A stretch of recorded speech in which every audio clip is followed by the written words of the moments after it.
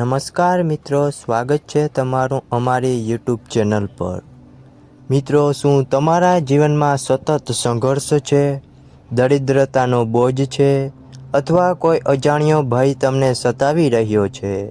શું તમને ક્યારે એવું લાગ્યું છે કે પૂર્વજન્મના કોઈ ભયંકર પાપ અથવા દોષે તમારા ભાગ્યને બાંધી દીધું છે અને તમારા મહેનતનું ફળ મળતું નથી? જો તમે આવા અવિરત દુઃખ અને સંકટમાંથી મુક્તિ મેળવવા માંગતા હો તો આજે અમે તમારા માટે સાક્ષાત શ્રી હરિ વિષ્ણુએ પ્રગટ કરેલું એક પરમ રહસ્ય લઈને આવ્યા છીએ, જે માત્ર સાંભળવાથી જ 100 વર્ષના પૂર્ણનું ફળ આપે છે અને તમારા તમામ દુઃખ, સંકટ તેમજ ઘોર પાપોનો વિનાશ કરવાની અદ્ભુત શક્તિ ધરાવે છે। આ રહસ્ય છે તુલસી માતા પાસે સંધ્યાકાળે દીવો પ્રગટાવવાનું મહાત્મ્ય।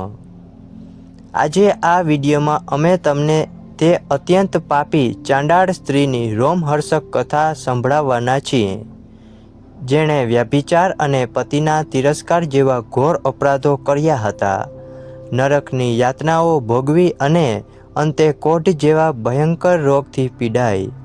પરંતુ આ સ્ત્રીને તેના કોઈ પણ પૂર્ણ કાર્યથી નહીં, પણ ફક્ત તુલસીના દીવાના એકમાત્ર કાર્યથી કેવી રીતે વિષ્ણુ લોકની પ્રાપ્તિ થઈ। જીવનમાં મોટામાં મોટો પાપી પણ માત્ર એક દીવાની શક્તિથી પોતાનો મોક્ષ કેવી રીતે સુનિશ્ચિત કરી શકે છે, તેનું ગહન જ્ઞાન આજના વિડીયોમાં છુપાયેલું છે।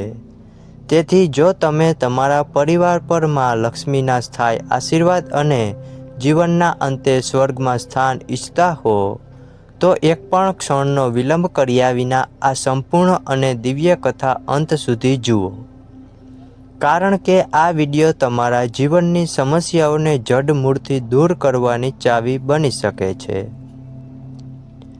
સનાતન હિન્દુ ધર્મમાં તુલસીનો છોડ માત્ર એક વનસ્પતિ નથી, પરંતુ સાક્ષાત માતા લક્ષ્મીનું સ્વરૂપ અને ભગવાન વિષ્ણુને પરમ પ્રિય છે।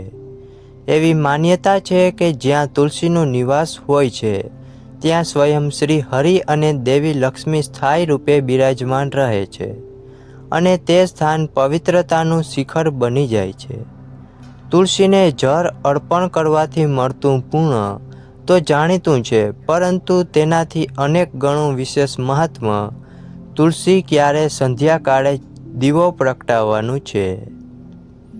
આ રહસ્ય જાણવા માટે એક સમયે ભગવાન શ્રી કૃષ્ણએ તેમની પટરાણી દેવી સત્યભામાને એક પ્રાચીન અને અદ્ભુત કથા કહી હતી, જે મનુષ્યના બધા પાપોમાંથી મુક્તિનો માર્ગ દર્શાવે છે।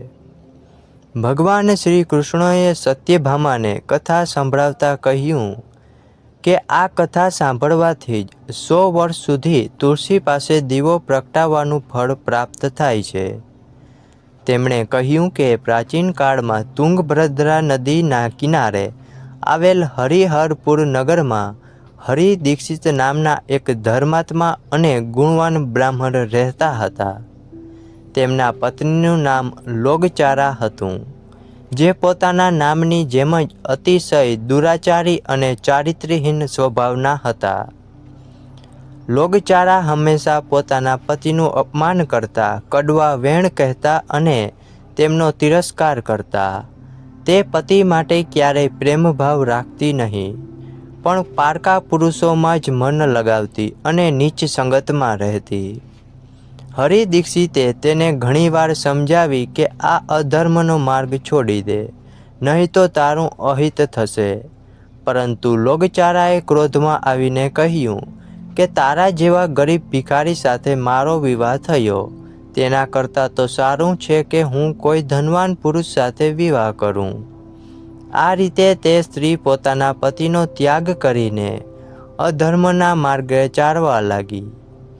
એક દિવસ લોગચારા કોઈ સુંદર પુરુષની શોધમાં વનમાં ગઈ, પણ ત્યાં તેને કોઈ ન મળતા તે કામથી પીડિત થઈને મોટેથી વિલાપ કરવા લાગી। તેના રુદનનો અવાજ સાંભળીને તે વનનો ભયાનક વાઘ, તેનું નામ ધ્વંસ હતું, તે ત્યાં આવી પહોંચ્યો। વાઘે લોગચારાને ઘાયલ કરી ડરી ગયેલી સ્ત્રી જ્યારે વાઘને તેના પરિચય વિશે પૂછ્યું ત્યારે વાઘે પોતાના પૂર્વજન્મનું રહસ્ય ખોલ્યું. તેણે કહ્યું કે પૂર્વજન્મમાં તે વેદાનંદ નામનો એક બ્રાહ્મણ હતો, જેણે ધનના લોભમાં ધર્મનો ત્યાગ કર્યો હતો. ધર્મના નામે તેણે લોકોને છેતર્યા અને ખોટા યજ્ઞો કર્યા, જેના પાપે યમરાજે તેને નરકની યાતના આપી અને પછી વાઘનો જન્મ આપ્યો. ધ્વંસ વાઘે કહ્યું કે તે ફક્ત લોભી, પાપી અને કુલટા સ્ત્રીઓનો જ શિકાર કરે છે, જેથી તે પોતાના પાપોમાંથી મુક્ત થઈ શકે. આ કથા કહીને વાઘે તે મહાપાપી લોગચારાનો શિકાર કર્યો.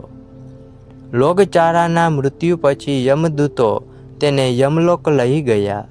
ચિત્રગુપ્તે તેના ઘોર પાપોનું વર્ણન કર્યું: પતિનો ત્યાગ, વ્યભિચાર અને અસત્ય આચરણ. યમરાજે તેને તેલના સળગતા કુંડોમાં નાખવાનો આદેશ આપ્યો, જ્યાં તેણે વર્ષો સુધી ભયંકર યાતનાઓ ભોગવી. આ યાતનાઓ પછી પોતાના પાપોના ફળ સ્વરૂપે તે સ્ત્રી પૃથ્વી પર ફરીથી ચંડાળના કુળમાં જન્મી. આ જન્મમાં પણ પૂર્વજન્મના પાપને કારણે તેને કોઢનો ભયંકર રોગ થયો. આ દુઃખ સહન કરતી તે સ્ત્રી એક દિવસ એક તીર્થસ્થળની મુલાકાતે ગઈ. ત્યાં એક આશ્રમની બહાર તેણે તુલસીનો પવિત્ર છોડ જોયો અને ત્યાંની સ્ત્રીઓને નિયમિતપણે સંધ્યાકાળે દીવો પ્રગટાવતી જોઈ. તેણે એક સંતને આનું કારણ પૂછ્યું. સંતે તેને તુલસી દીપકનું મહત્ત્વ સમજાવ્યું અને કહ્યું કે તુલસી પાસે દીવો કરવાથી મોટામાં મોટો પાપ પણ નષ્ટ થાય છે અને વ્યક્તિને મોક્ષ મળે છે. આ સાંભળીને તે ચંડાળ સ્ત્રીએ પોતાના જીવનના બધા પાપોનો પશ્ચાતાપ કર્યો અને તે જ દિવસથી તેણે દરરોજ સંધ્યાકાળે તુલસી પાસે દીવો પ્રગટાવવાનો નિયમ લીધો. થોડા સમય પછી એક સાંજે જ્યારે તે સ્ત્રી દીવો પ્રગટાવી રહી હતી, ત્યારે જ તેનું મૃત્યુ થયું. યમદૂતો તેને લેવા માટે આવ્યા, પણ તે જ ક્ષણે ભગવાન વિષ્ણુના દિવ્ય પારદર્શો ત્યાં પ્રગટ થયા. પારદર્શોએ યમદૂતોને રોક્યા અને કહ્યું કે આ સ્ત્રી હવે નરક જવાને લાયક નથી. આ સ્ત્રીએ પોતાના અંતિમ સમયમાં શ્રદ્ધાથી તુલસી દીપક પ્રગટાવ્યો છે અને તુલસી દીપકના પુણ્ય તેના બધા પાપોને બાળીને રાખ કરી દીધા છે. પારદર્શોએ કહ્યું કે તુલસી ભગવાન વિષ્ણુને પરમ પ્રિય છે અને સંધ્યાકાળે તેની પાસે દીવો પ્રગટાવવાથી મળતું પૂર્ણ અનંત ગણું હોય છે. આથી આ સ્ત્રી હવે નરકની નહીં પણ વિષ્ણુ લોકની અધિકારી છે. વિષ્ણુના પારદર્શોએ તેમને દિવ્ય વિમાનમાં બેસાડીને સ્વર્ગલોક લઈ ગયા. આ કથા દ્વારા શ્રી કૃષ્ણએ સમજાવ્યું કે જે વ્યક્તિ નિત્ય શ્રદ્ધાથી તુલસી પાસે સંધ્યા દીપક પ્રગટાવે છે, તેના 7 જન્મોના પાપો નષ્ટ થઈ જાય છે, તેને સૌભાગ્ય, સુખ, સમૃદ્ધિ મળે છે અને તે ક્યારેય દરિદ્રતાનો સામનો કરતો નથી. તુલસી પાસે દીવો પ્રગટાવવાથી પિતૃદોષ, ગ્રહદોષ અને કાળસર્પદોષ જેવી મોટી બાધાઓ પણ દૂર થઈ જાય છે. તુલસી દીવો કરતી વખતે આ મંત્રનો જાપ કરવો: ઓમ તુલસી દેવી ચ વિઘ્નહે વિષ્ણુ પ્રિયા ચ ધીમહિ તનો વૃંદા પ્રચોદયા. તુલસી પાસે દીવો કરવાથી ઘરમાંથી નકારાત્મક ઉર્જા દૂર થાય છે અને હકારાત્મકતાનો સંચાર થાય છે, જેનાથી ભક્તને સ્વયં ભગવાન શ્રી હરિની કૃપા પ્રાપ્ત થાય છે. મિત્રો, જેમ તમે આ દિવ્ય જ્ઞાન અને કથાને પૂર્ણ કરીને તુલસી માતાના દીવાનું મહત્ત્વ સમજી ગયા છો, તો અમે તમારા માટે પ્રાર્થના કરીએ છીએ કે તમારા ઘરમાં પણ સુખ શાંતિનો વાસ થાય અને તમારા બધા સંકટો દૂર થાય. જો તમને આ ધાર્મિક જ્ઞાન અને પાવન કથા ખરેખર હૃદયને સ્પર્શી ગઈ હોય અને તમારા મનને શાંતિ આપી હોય, તો કૃપા કરીને આ વિડીયોને એક પવિત્ર લાઈક આપી અને અમારી મહેનતને સાર્થક કરો.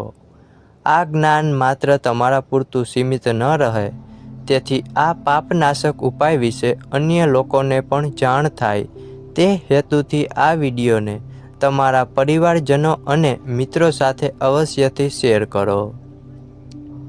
જેથી તેમના જીવનમાં પણ તુલસીની કૃપા વરસી શકે.